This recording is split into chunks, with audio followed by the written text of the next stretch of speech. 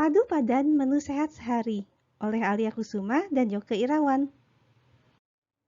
Pada kesempatan ini, kita akan mencoba menemukan tidak satu tetapi 3 resep masakan yang saling berhubungan. Prinsipnya, beberapa elemen pada masakan dapat dipergunakan untuk beberapa hidangan lain, baik dalam bentuk yang tetap maupun berubah, dan lalu dapat digunakan untuk makanan sehari. Di sini contohnya adalah sayur oseng. Untuk makan siang, kita buat bibimbap atau nasi campur Korea. Untuk malam, kita buat ramen, yaitu mie ayam Jepang. Dan paginya esok harinya, kita makan okonomiyaki. Yang okonomiyaki ini seperti bala-bala tapi versi Jepang. Dibuatnya seperti panekuk sehingga lebih sehat. Ketiga menu ini memanfaatkan sayur oseng yang dibuatnya sekali saja. Untuk bibimbap dimakan dengan nasi. Untuk ramen dimakan dengan mie. Sedangkan untuk okonomiyaki sisanya dicampurkan dalam adonan. Sebelum mulai, kita lakukan persiapan yang bersih. Cuci tangan dengan sabun dari telapak tangan, sela-sela jari, punggung tangan, kuku, dan pergelangan tangan. Biasanya minimal 20 detik sampai 30 detik.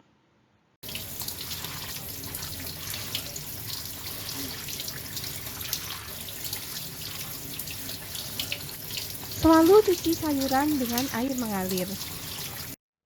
Resep pertama yang akan kita bahas adalah bibimbap, yaitu nasi putih dengan lauk di atasnya berupa sayur-sayuran, daging sapi, telur, dan saus pedas gochujang. Namanya secara harafiah berarti nasi campur. Sebelum dimakan, nasi dan lauk diaduk menjadi satu. Bahan dasar dari bibimbap dan ramen sebenarnya hampir sama. Ada makanan pokok, sayur, dan lauk pauk. Jadi memenuhi kaidah isi piringku. Untuk bibimbap, makanan pokoknya nasi, sedangkan untuk ramen digunakan mie telur. Untuk sayurnya cukup fleksibel. Tradisionalnya ada wortel, lobak, dan jamur. Dapat juga digunakan kecambah, terong, sawi putih, bayam, ketimun, atau yang lainnya. Lauknya pun juga fleksibel. Di sini diperlihatkan bahan dari ayam goreng tepung. Dapat juga digunakan daging slice goreng dengan sedikit kecap asin dan gula, atau bahkan tahu. Jika vegetarian, selain tahu, jamur seperti jamur shiitake juga dapat digunakan sebagai sumber protein. Kupas wortel dan lobak dan potong-potong dalam bentuk korek. Muhammadiyah NNU dan tetap jadi Masumi sekarang. Setelah sayuran dipotong-potong, beri garam dan gula dalam wadah terpisah.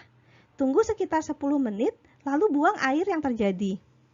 Opsional, bisa juga diberi bawang putih halus dan atau sedikit bubuk dashi. Oseng dengan minyak wijen sekitar hanya 1-2 menit saja. Untuk menghidangkan, dalam panci, idealnya panci keramik, panaskan minyak wijen. Sedikit saja. Masukkan nasi, panaskan dengan api kecil. Tata sayuran di atas nasi. Tunggu suara kletik-kletik-kletik yang menandakan pembentukan kerak nasi. Angkat dan hidangkan, hati-hati panas. Jika punya, bisa ditambahkan gochujang yang dicampur sedikit madu dan kecap asin. Gochujang adalah sejenis pasta sambal dari Korea yang dapat dibeli di supermarket tertentu. Untuk acara khusus, bibimbap ini juga dapat kita padu-padankan misalnya dengan daging panggang. Sesudah atau sebelum makan siang, dapat mulai menyiapkan kuah ramen karena butuh direbus cukup lama. Rebus atau pres kaldu tulang ayam, punggung dan sayap ideal, tetapi bisa tulang apa saja.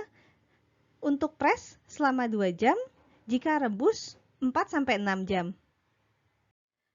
Salah satu kuah ramen yang paling sedap adalah pahitan ramen, terbuat dari kaldu tulang ayam. Idealnya punggung dan sayap, tetapi bisa tulang apa saja. Pres untuk 2 jam atau rebus biasa selama 4-6 jam. Selain itu bahannya bawang bombay, wortel, daun bawang, garam, merica, dan gula. Opsional dapat digunakan juga konbu, dashi, dan kecap asin. Selain kaldu, kita dapat mulai menyiapkan telur ramen. Telur ramen mirip dengan telur asin, dapat disiapkan 6-8 jam atau hari sebelum dimakan. Bahannya cukup sederhana, telur rebus, soyu, kecap asin, gula, cuka, dan air. Tambahkan air secukupnya, lalu masukkan semua bahan, yaitu kecap, cuka, dan gula, dan tusuk-tusuk telur untuk mempercepat penyerapan bumbu. Rendam minimal 3-4 jam, sesekali dibalik jika tidak terendam. Supaya terendam, juga dapat dimasukkan dalam kantung plastik yang diikat. Karena tadi siang sudah disiapkan dan ada sisa sayur dari bibimbap, kita akan membuat ramen. Ramen ini cukup time consuming, tetapi dapat dilakukan jika kita persiapkan dengan baik. Secara tradisional, kuah ramen adalah kuah babi. Tapi kita dapat memakan kuah yang berbasis dengan soyu, atau saus kecap Jepang, atau tori pahitan ramen yang akan kita coba pada kesempatan sekarang ini. Kita mulai dengan kuah ramennya dulu. Tadi siang kita telah merebus tulang ayam sampai kental. Dan kita juga sudah menyiapkan beberapa bahan lainnya. Blender tulang ayam yang telah dipres dengan sedikit air panas. Tidak usah memasukkan tulang-tulang yang besar dan keras. Saring hasil blender dengan bantuan air panas. Jika air sudah disaring, didihkan, lalu matikan api. Masukkan wortel, bawang bombay, dan daun bawang yang telah dicincang kasar. Tambah juga konbu jika memakai. Tutup, biarkan 40 menit, dan saring sekali lagi.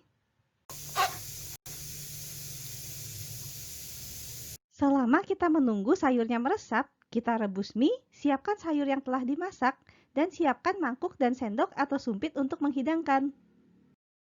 Setelah semua bahan siap, sekarang kita susun.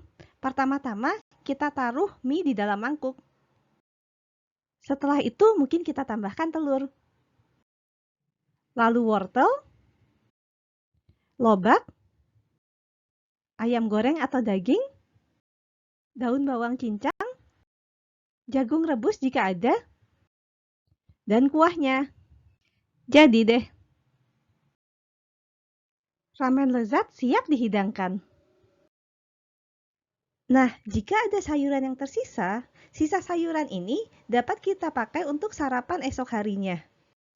Di sini kami berikan contoh pemakaian sayuran sisa kemarin untuk okonomiyaki. Okonomiyaki itu kasarnya mungkin adalah bala-bala Jepang, tapi lebih sehat karena tidak di deep fry, hanya di pan fry. Apa saja bahan okonomiyaki? Bahan utamanya adalah kubis, wortel, terigu, tepung roti, telur, dan sedikit garam, merica, dan gula untuk rasa. Dapat digunakan sayuran segar atau sayuran yang sudah sedikit dimasak. Cukup bebas. Intinya, semua bahan-bahan ini dipotong tipis-tipis dan dicampur bersama. Hampir sama dengan membuat bala-bala, tetapi memakai telur bukan air. Jadi di sini kita dapatkan sumber protein. Okonomiyaki dapat dibuat dengan berbagai macam bahan yang berbeda-beda. Di Jepang pun, bahan okonomiyaki bervariasi menurut daerah dan restoran atau rumah masing-masing.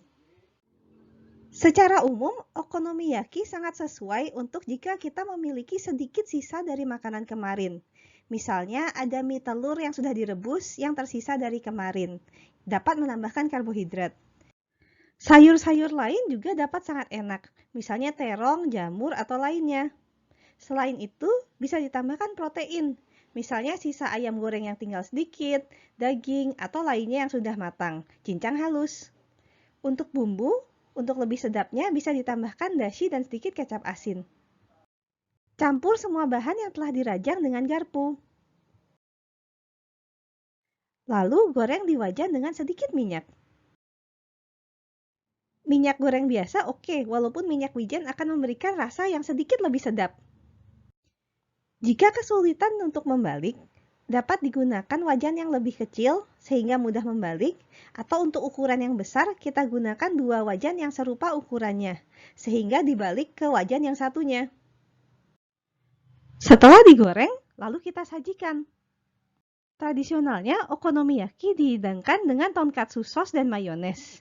Jika tidak mempunyai tonkatsu sauce, dapat buat sendiri dengan sedikit saus tomat, saus Inggris, saus tiram, madu, dan sedikit cuka.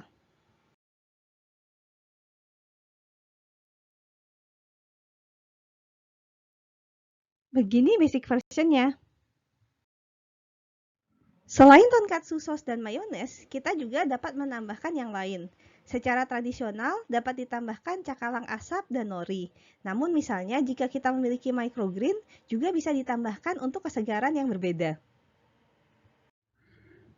Setelah melihat contohnya, sebenarnya kita selalu dapat mencoba kombinasi-kombinasi yang baru seperti ini. Bagaimana kita menemukan padu padan dan flow yang baik? Pertama-tama, kenali isi dapurmu. Komponen-komponen apa, yaitu bahan-bahan, resep-resep, dan cara-cara apa yang kompatibel. Misalnya sebagai contoh pandan. Untuk minuman, pandan dapat dipadu-padankan dengan serai dan gula Jawa diberi air panas. Rasanya enak. Jika ingin variasi lebih, bisa ditambahkan jeruk limau. Atau bisa juga kita memiliki teh sisa dari tadi pagi, kita tambahkan pandan dan gula.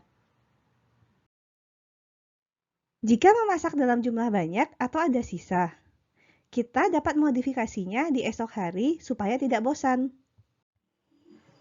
Prinsipnya adalah mengubah dari rasa yang paling sederhana sampai yang paling berbumbu. Misalnya, dari sop polos ditambah saus tom yum menjadi sop tom yum. Atau beef stew ditambah blok kari bisa menjadi Japanese curry. Rawon kita tambah santan esoknya menjadi bronkos. Soto juga bisa ditambah dengan santan menjadi lebih enak.